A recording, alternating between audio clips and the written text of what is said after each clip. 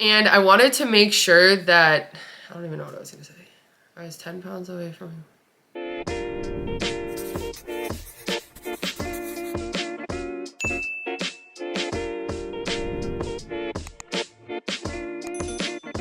Hey everyone, and welcome to my channel. I'm Nikki, and today's video is just a quick sit down talking video. So today I'm talking about the transition from weight loss mode to maintenance mode. If you enjoyed this video or find it helpful, please go ahead and give it a like and subscribe to my channel. I really appreciate it.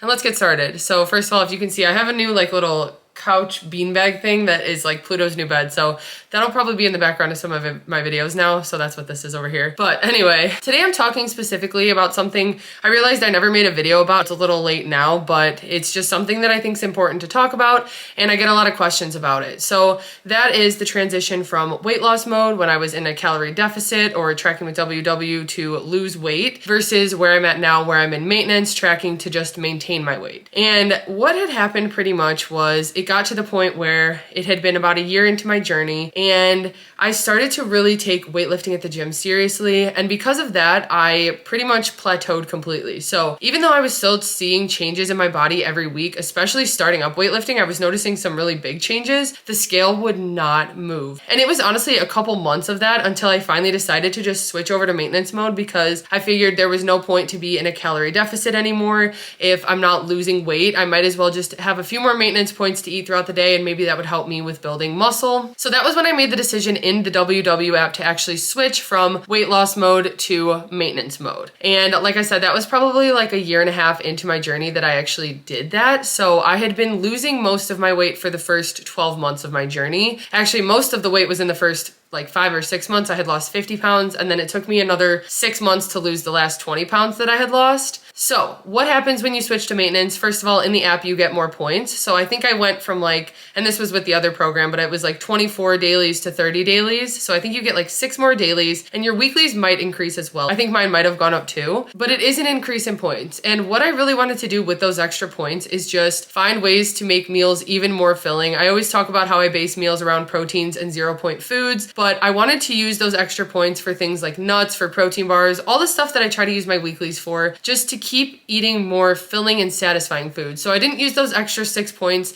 to have a candy bar every night or something, because I could have done that. I tried to really take advantage of those extra points and use them to get as many calories in and as much filling food in as I could with them. And that's what I do pretty much to this day. So my points did change, and it has changed. I do eat more technically, I guess, than I was in point values than I was when I was losing weight, but that was just because you get more when you switch to maintenance. But one question I get all the time is if I eat the same way that I did when I first started my journey. And most of my journey is actually online tracked through my Instagram, and then I did start on YouTube. So you can go back and see that I pretty much ate the same way in the beginning as I do now. It's just, I think, first of all, my presentation's gotten a little better. I've gotten more practice with it, and I have a lot of fun with it. So I think that's why sometimes my meals look better. But pretty much it's been just finding new ingredients that I like to incorporate. Most of the staple items that I started with at my journey are still the staple items that I eat all the time. But one thing that is different, in the start of my journey, I used to eat a lot more of the sugar-free products. I feel like when I first started WW, a lot of those were just more, not promoted, but talked about and pushed and stuff. And so that was when I was eating more of the no sugar added candies and cheese and stuff like that. And I didn't realize how much it affected my stomach, but I started to really notice that it was giving me extreme stomach pain. And since then I've kind of stopped. I would say that was about maybe 6 months into my journey that I really kind of cut all of those products out because they just weren't making me feel good. Of course, there are still a few I use. I use no sugar added ketchup. Those are some products that work for me and they don't affect my stomach, and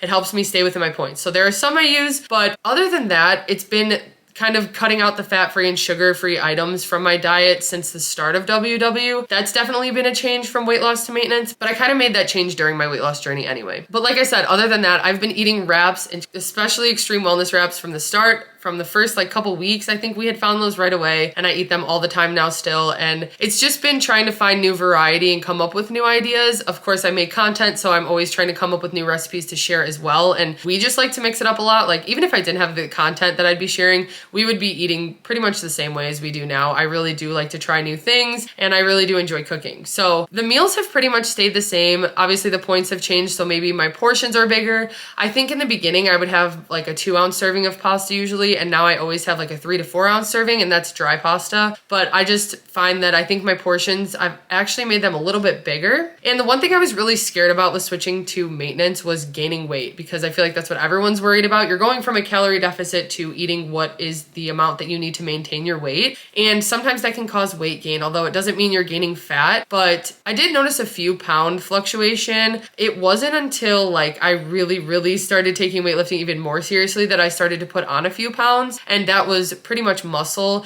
I have pictures to show, and that's another thing I want to mention is taking progress pictures. But I have the pictures to show that it was pretty much muscle that I was putting on, and that's why the scale was moving. I was still eating pretty much exactly the same, and that's just how it went for me. But what I was gonna say about progress pictures is I think it's really important during maintenance to find other ways to measure your progress. If you are still making progress, or even if you're just maintaining, it is still helpful to just see where you're at, because the scale doesn't always reflect everything. And when it got to that point where it was staying the same every single weigh-in that I would step on the scale, it was getting to me so much, and it was really bringing me down, and it made me think I was doing something wrong, because I was technically still 10 pounds away from my goal weight, and I kept wanting to do everything to just get to that goal weight, which I actually have never hit it. I never hit what I originally set for myself. It was probably a little unrealistic, and I think that I just feel the most comfortable where I'm at now at 180 instead of 170, which was my goal weight. So that was kind of discouraging at first, because Adam had hit his goal weight, and I really just wanted to hit that number, but I just knew it wasn't sustainable,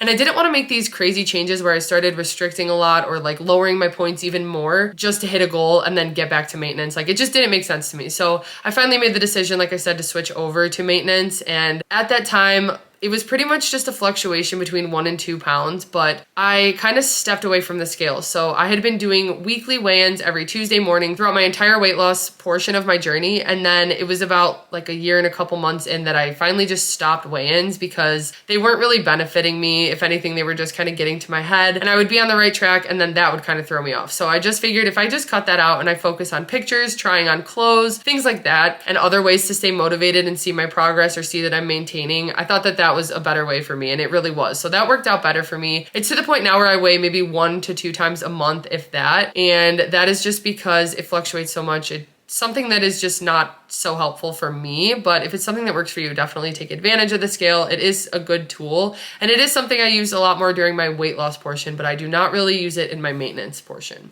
Now, if I were to step on the scale and see that it was up like 10 or 15 pounds, that would definitely kind of show me that maybe I need to get a little more on track. Maybe I've been too lenient or something, but every time I do step on it once a month or whatever, it's always pretty much in that same range, and so I don't get too worried about that. Another thing I want to mention, talking about the difference between weight loss and maintenance, is the exercise that I did. So starting out in the beginning of my journey, I've mentioned this so many times, but the first 3 months of my journey, I did no exercise at all. I just wanted to track with WW and see where that got me, if I could lose weight with it. I did. I was down almost, I want to say 35 pounds at that point when it was 3 months in. And so that was the point. Then I decided, okay, I kind of have the hang of this. I'm going to go ahead and try incorporating some exercise. So that's when I started rollerblading. Then another 3 or 4 months after that was when I started weightlifting at the gym. So those were the things that I did throughout my weight loss portion of my journey. So for the last 3 months when I had first started weightlifting, I wasn't really able to rollerblade because that was winter. So that's what I was doing. I pretty much have not changed that at all. My weightlifting schedule has changed. I go later in the morning, but other than that, I go 5 to 6 days a week. I do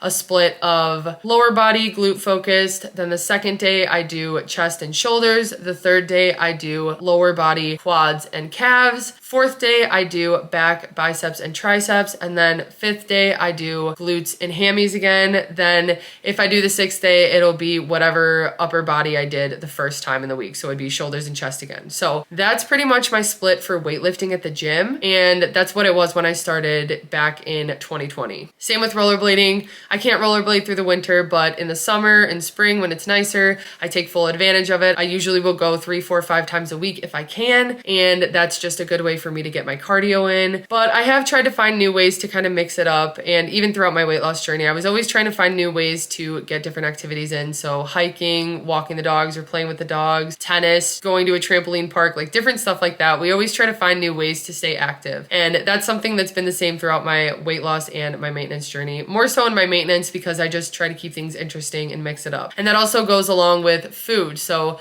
kind of like I said in the beginning, I have been just trying to find new foods all the time because it keeps me motivated, it keeps me interested, and it keeps the program sustainable for me. Another question I get asked all the time, especially being on maintenance, is if I still track daily. So yes, I do. And especially with my content and stuff, it kind of makes it easier to just stay on track and track everything because I'm usually sharing my meals and stuff and people want points. So I'm just tracking them anyway, just to be able to share the information. And when I do what I eat in a week, of course, I'm tracking every single thing on MyFitnessPal and WW. So I have stayed pretty consistent throughout my maintenance journey with tracking. I think if I wasn't doing the content, it might be a little bit different. But the only reason is because it's gotten to the point where I pretty much know the point values of all of the foods that I eat. So obviously making the content around it, but just living the lifestyle for 3 years now and knowing how my foods scan, I've gotten to the point where I can pretty much portion out things without even using my scale. Even if it's like ground turkey making burgers,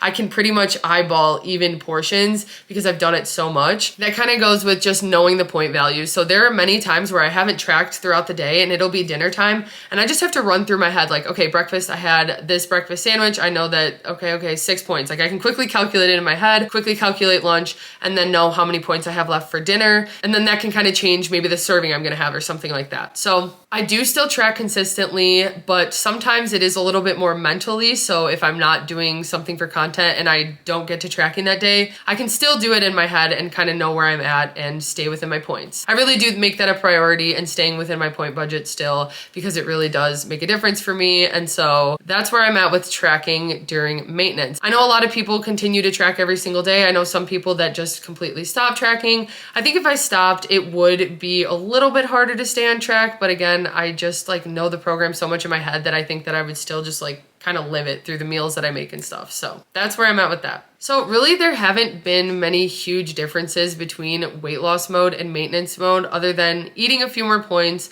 although those were points that I always would eat in weeklies. And actually Adam and I were talking about how we feel like we almost ate out more like fast food or like takeout. We used to order pizzas and get burgers a lot more during our weight loss portion because we would just use our weeklies to our advantage. We would use every point to our advantage and we'd try to find ways to incorporate that. And now it's almost to the point where we don't eat that as much. And so we have more points to use for filling food. So it almost feels like I'm eating more, but it's because I'm eating so many just like nourishing, filling meals like that. So I think that that's been a big difference, but overall it's pretty much still the same lifestyle. I'm still doing the same habits that I started from day one. I'm still making a lot of the same meals, eating a lot of the same foods, doing the same activities, and it's just a matter of staying motivated, finding ways to keep me on track and to keep me going. So I hope you guys found this video helpful. If you did, please go ahead and give it a like and subscribe to my channel. I really appreciate it, and I will see you next time.